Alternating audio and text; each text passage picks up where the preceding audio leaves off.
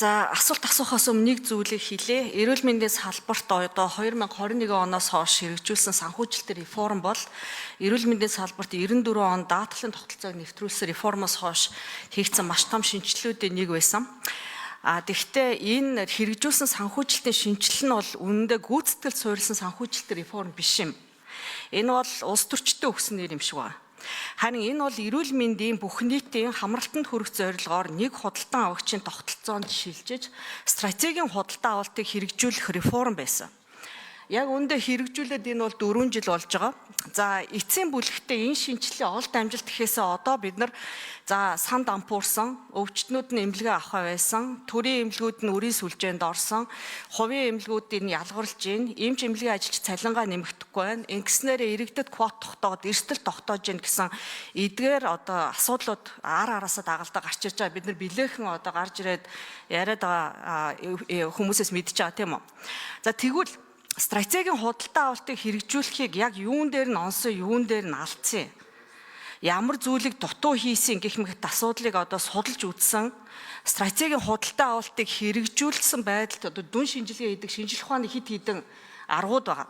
Үнэлгээний хүрээнүүд байдаг. Эдгээр хүрээнүүдээс яг алийг дүгнэлтийг гаргаж үтсэн бай та нар. Үтсэн бол. За бас Эрдэнэт гишүүний асуулгад эмнэлгийн тусламж үйлчилгээг авах эрхтэй гэсэн одоо эрхийн хэрэгжилт хангалттай бус байна гэсэн тийм асуудал тавьсан байна. За тэгэхээр та энэ салбар, энэ суур одоо энийг төлөөлж байгаа хүний хувьд саналтай одоо нэгдэж гин үү? Нэгдэж байгаа бол ямартай нэгдээд ямартай нэгдэхгүй байна. Ер нь эрүүл мэндийн эцсийн тогтолцооны чинь зорилго нь яг юу юм? Одоо бидний хэрэгжүүлж байгаа санхүүгийн модель нь юу юм? Энэ манай дээр ажиллаж байгаа модель юм уу, ажиллахгүй модель юм уу? Энэ дээр одоо таны шинжил өөрчлөлт янзлаа гэдэг байгаа чинь яг юуг нь хэлээд байгаа юм? За би тэгээ танаас 3 удаа асууж байна. Цалингийнхаа голчийг тооцоолж гаргасан уу? Эмч эмнэлгийн ажилчтай. Эцсийн тоонуудаа гаргаж чадсан уу? 25 дахь 75 дахь персентайл нь хэд вэ? Үйлдвэрчний хэвлэлтэй цалингийн талаар хэлцэхдээ та ямар версэнтэй орсон бэ? Тийм одоо тооцоолол харуулах Excel sheet энтер гэж юм байна уу? Ер нь та энэ салбарт одоо 2 удаагаа хийж гэн одоо сайд дээрээ байна. Ямар зарчмын зөрөөтэй саналд энэ төсөвдөр оруулж ирж байсан бэ? Тэрийг яаж шийдүүлсэн юм? Гүйцэтгэлийн санхүүжилт гэж нэрлэдэг байгаа дээр та ямар өөрчлөлтүүдийг хийсэн, тэрийг яаж явж ийсэн хэрэгжүүлэлтэн дээр? Эдгээр асуултан дээр хариулт авъя. Яг тэгэхээр сая сүүлд яамн дээрээс ч гэсэн орж ирсэн дээр өөрчлөлт буюу ерөөсөө цалин нэмэгдэхээр эхлээд огт орж ирэхгүй байж байгаа, дараа нь хид хідэн тоог. За хариултыг чинь бүрэн сайд. За бас таны дүгнэлт зөв шүү. Ерөн бол бид энэ шинжилэл хийсэн энэ бол ерөөсөө л бид одоо үр дүн тулгуурласан санхүүжилтийн тогтолцоо, дээрээс нь эмнэлгийн тусламж үйлчилгээг нэг ч хүнийг орхитуулахгүй байх тогтолцоог бүрдүүлэхэд чиглэсэн л энэ санхүүжилтийн тогтолцоог бид хийгээд байгаа шүү дээ. Сая ярьсан тэр ор санхүүжилдэг байдал тогтолцоосоо салж байгааг нь гол зорилго юм байсан. Би ч бас энэ хуулинд бас стратегийн худалдаа авалт гэж үг оруулахын бас яаж зарчмын зөрүүтэй санал гаргаж бас оруулж ирсэн юм аа.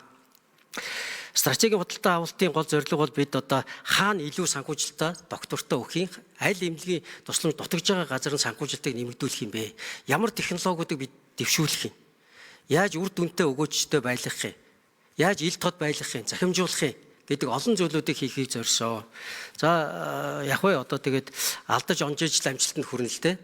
Тийм учраас бас та ч ажлын хэсэг ахалж байгаагийн хувьд бас сайн энэ дээр дэмжиж туслаарай.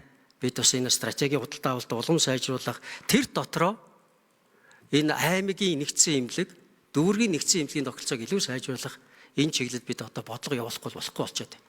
Лавлгаа шатлын том эмнэлгүүд санхүүжилт хангалттай болчих. Анхан шатны тусламж үйлчилгээг бид 22 онд 2 дахин нэмсэн нэг арай гэж нэг амь аврагт өдөөтэй байна. Дахиад нэмэх хэрэгтэй байна. Дээрээс нь өвчтөн илгээдэг тогтолцоогоо бид байхгүй болгоод заавал шууд одоо лавлгаа шатал дээр хаан чамаагүй очихлаар тэгэл одоо очир дараалал үйлчлүүлэгчийн одоо ачааллыг нэмэгдүүлээд байгаа явдлууд байгаад байгаа шүү дээ. Тэгэхээр энийг жигд хуваарлах. Тэр дотроо бид хамгийн чухал зүйл бол ерөөсөө 26 онд бид энэ стратегийн худалдаа авалтын гол цөмийг бол анхан шатны тусламж үйлчилгээгээ л дахиад дэмжинэ. Анхан шатны тусламж үйлчилгээн дээр жинхэнэ ста нэг хаалга баригчийн үүргийг биелүүлж нийгмийн эрүүл мэнд болон эмнэлгийн тусламжийг гүйцэд хангалттай байлгахын төлөө ажилланаа. За таач шиг үлээ. Хоёр дахь асуулт. Цалингийн голч. За үйлдвэрчний эрүүл мэндийн салбарын үйлдвэрчний хэвлэлийнхэнтэйгээ уулзаж ярьж байгаа. Тий. Цалингаа бид одоо ямар ч ярьсан нэг төсвийн танталтаа төсвийн урсгал зардлаас 10% хасаа 181 байснаа одоо 201 тэрбум болгоод үндсэн цалинг 15%-аар нэмэх ийм гаргалаа гаргаж танилцуулж ярьж байгаа. За нөгөө талаасаа бас эрүүл мэндийн даатгалын тогтолцоон дээр илүү одоо сахилга баттай байх юм бол бид дахиад 10-аас 15%-ийг шагнал урамшуул байдлаар бас нэмэх боломжууд бас харагдаж байгаа. Тэгээд одоо их хурлын гишүүд та бүхэнд одоо төсөв очсон байгаа. Та бүгдийн гар дээр төсөв байгаа. Эрүүл мэндийн салбарын ажилтны цалиг нэмэх асуудал одоо та бүгдийн мэдэлд очсон. Ялангуяа мэржлийн байнгын хорооны хувьд бол бас энэ дээр оновчтой саналууд гаргаж инээс илүү нэмэгдүүлэх байхаа гэж бас итгэж найдаж харж сууж байна.